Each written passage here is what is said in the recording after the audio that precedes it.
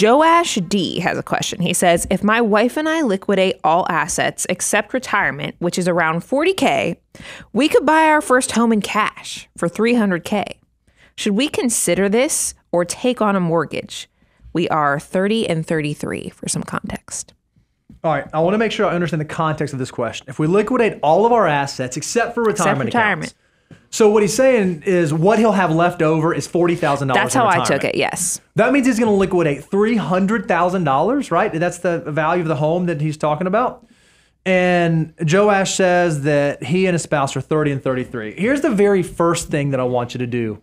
I want you to go to moneyguide.com/resources, and I want you to check out our wealth multiplier calculator. And I want you to take that money that you're talking about liquidating, that $300,000, and I want you to put in age 30 or 33, or you can meet in the middle and do 31 and a half or 32. You can figure out the number.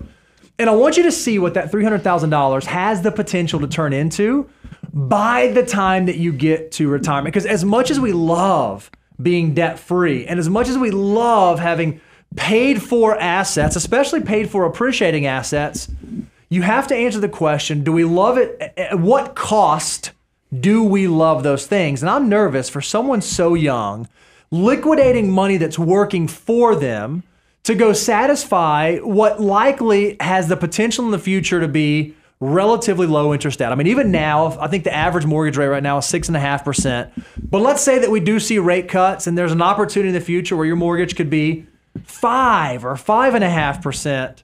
Is it more advantageous for me to prepay that mortgage and save that 5 to 5.5% interest, or is it more advantageous for me to have $300,000 working for me into the future, building towards financial independence? What Bo is talking about is there are get wealthy behaviors and then there's stay wealthy behaviors, and paying cash for a house is definitely a stay wealthy behavior because it takes some additional risk off the table for the long term.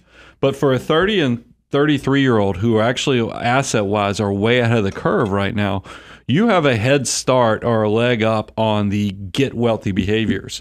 If you liquidate this, yes, you're going to have a paid-for house, but now a lot of those army of dollars and reaching that critical mass of or bowling point of $100,000 will be now gone. I mean, because you're starting back with $40,000, trying to get back to the first 100, so the money can start growing upon itself. That's a bridge too far for me. So look, I'm not a. People go to extremes. You have your debt crusaders that say just pay for everything cash, don't have any debt, and then you have other people that say leverage everything. So because you got Dave Ramsey on one side and you got Rich Dad Poor Dad with Kiyosaki on the other side with leverage all the time.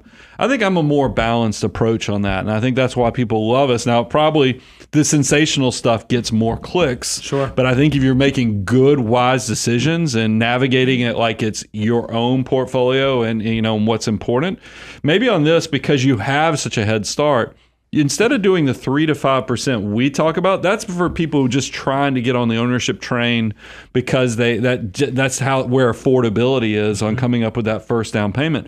Somebody like you who has $300,000 of resources and assets you could get to, maybe you put down 20%. There you go. But then you still let the majority of that money work for you. You avoid PMI, and then you still retain the right to refinance later. And then there's nothing wrong with once you put down 20% and then you save and invest 25% of your gross income. If you have extra margin beyond that, you can still be a debt crusader. I'm not going to get mad at you. There's a reason in the book, Millionaire Mission. And when I talk about step 9, I lay it out beautifully with 3 charts where I talk about, your earning potential. I talk about your life, how you get squeezed on both your time, your resources, and everything, and you need as much affordability as possible. So you need some grace in those early years, and then the ability once you're over, probably in your 40s, if you're this far ahead at 33 and 30. In your 40s, you're going to be living your dreams, and you'll have the luxury of the stay wealthy behaviors of even paying it down more aggressive. Just pay attention to those things, because I want to make sure you get wealthy before you start acting like you're wealthy. And I think a lot of people miss that when they become debt crusaders and they're trying to pay off all debt when they really haven't built enough assets to where it can work harder than they can with their back, their brain, and even their hands.